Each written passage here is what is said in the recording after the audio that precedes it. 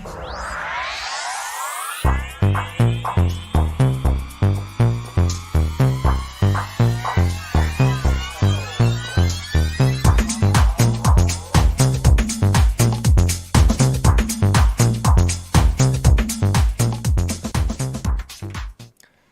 going on, everybody? Welcome to your daily astrology horoscope for Friday, September 9th, 2022. Astrologer Brian Scarborough here, Fixed Air Moon, keeping the collective fixed on astrology.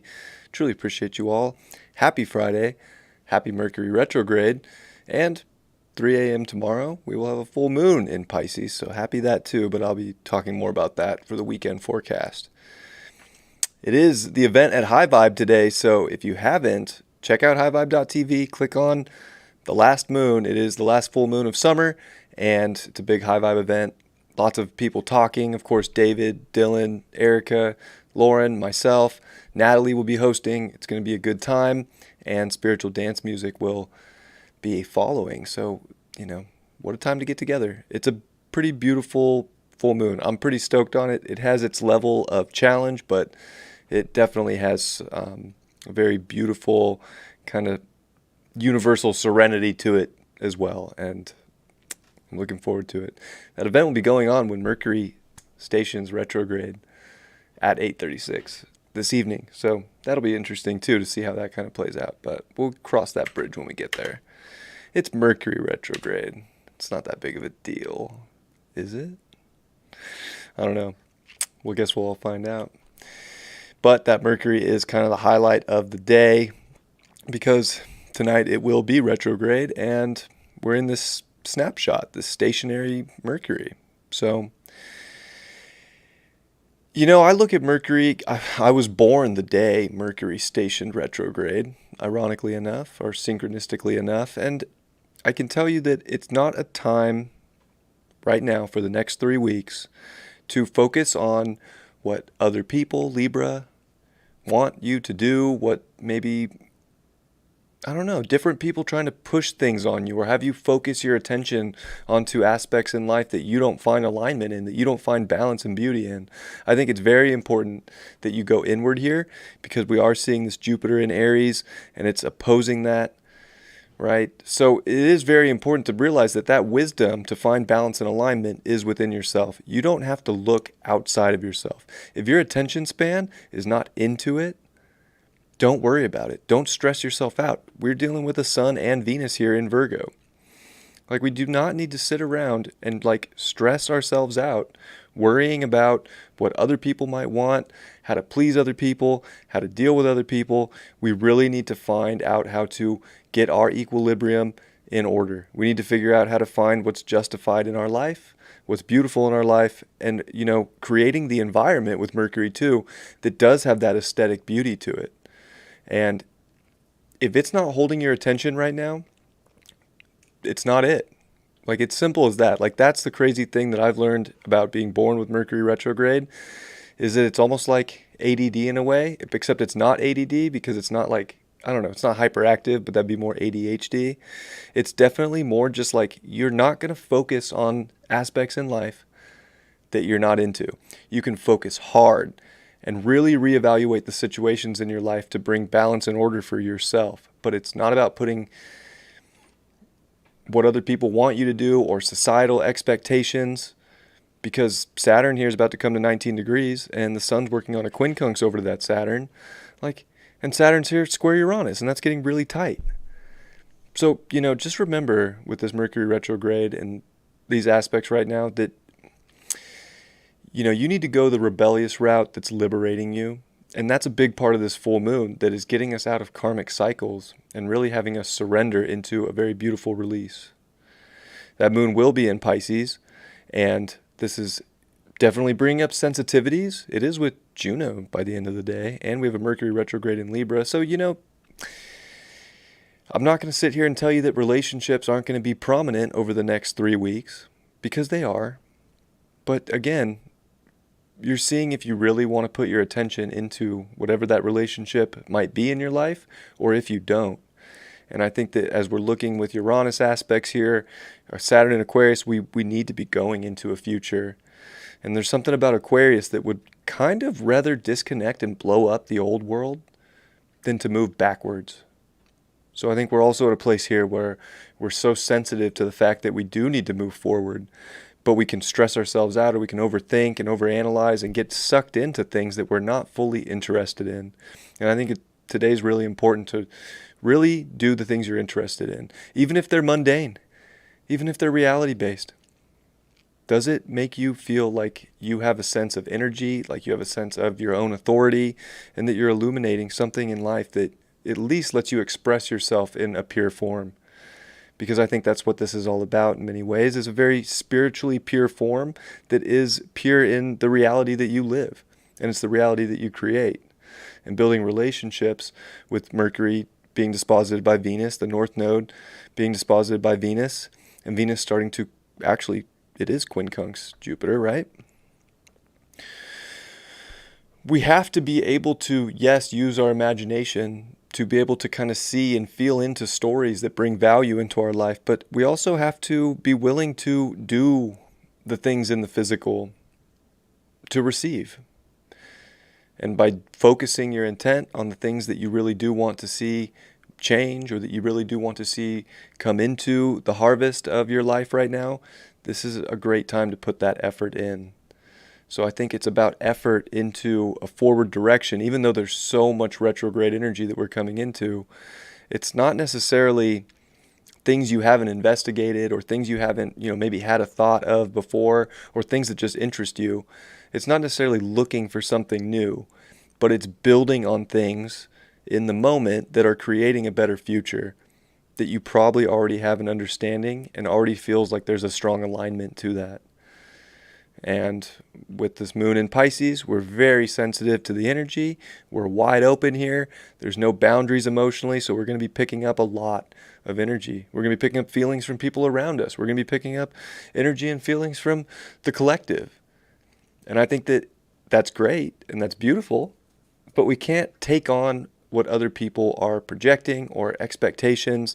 We have to let stuff slide off of us and kind of have that like strong kind of spiritual body armor, so that we're not just sensitive just for the sake of being sensitive. I don't think it's about, getting ready for big tears right now. I think that there's a strong like warrior essence that needs to be felt right now, because we need to be empowering ourselves to create a more unique and better sort of way forward into this full moon. And it's letting a lot, it's really a cutting of a lot of, even with Mars in shadow in Gemini, it's a cutting of a lot of things that we thought we understood, because karmically we've hit a graduation point. And this is about realizing that, taking that surrender to all the stuff that is actually an illusion. And I don't mean necessarily like your dreams are illusions or anything like that. It's more of an actual physical illusion, and just how much of an illusion this physical reality is, and the things that we get so sensitive about that show up in this reality, that we got to stop letting that shit bother us. So I think this is a very important time to go very inward with all this retrograde energy, with Mercury going retrograde, and to really get back to your own alignment, and to stop letting exterior forces, people, society, governments, politics, whatever you want to name, whatever you want to look at, we got to stop letting that take us into the sensitive place where we can't empower ourselves to move forward. And I think that today is a big moment here to believe in ourselves enough, to individuate enough from the things that make us feel stuck, so that we can really move forward with our own authority, and to stop looking at another as the guiding authority or whatever you have to follow. You are here to follow your divine guidance from within you, and it's unique to everyone. And I think that we have a very strong feeling to that, and with the moon opposite Venus, again, that brings more relationship aspects on the table, but it's also about the value in life. And making sure that you value your spiritual essence the most, because that's what's going to bring the healing. That's what's going to bring the service, is just you being in your authority, that vibrates out to the collective in such a beautiful way. And I think instead of getting sensitive about what other people are doing or thinking or forcing or needing or whatever, you have to know what's yours and what isn't yours. And I think that that's where today is very important, is to really bring the focus into what's around you and to what's most important, and to not let things get you sidetracked for no reason because it's someone else's reason. You got to really look at your own inner authority and make sure it is in balance.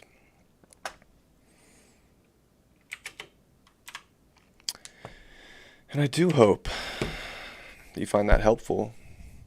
And I do hope that I see somebody from this channel at the event. But if not, it's cool. It's cool.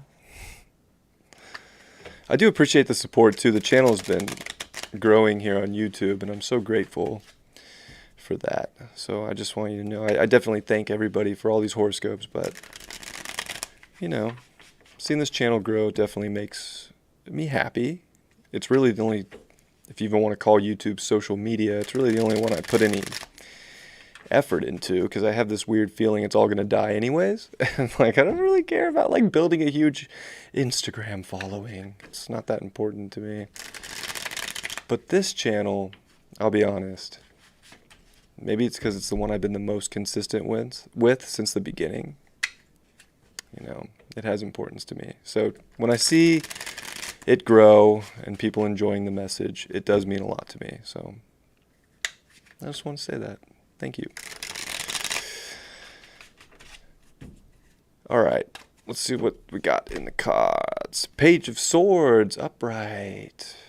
I think that we really do want to focus on our environments. This is very Gemini energy to me. That's so important. What is around you? Is it beautiful? Is it in balance? Is it in alignment? If not, is there a message that needs to be given? I don't think with Mercury retrograde we need to trip out about not having conversations or expressing ourselves. That's not the case at all. We don't want to hold back, but I think it is just the kind of curiosity and the excitement of how beautiful your life can be when it is in alignment, and realizing that, sometimes you got to cut things away and kind of bring that youthful energy to do so. And there's kind of a storm in the background. So it's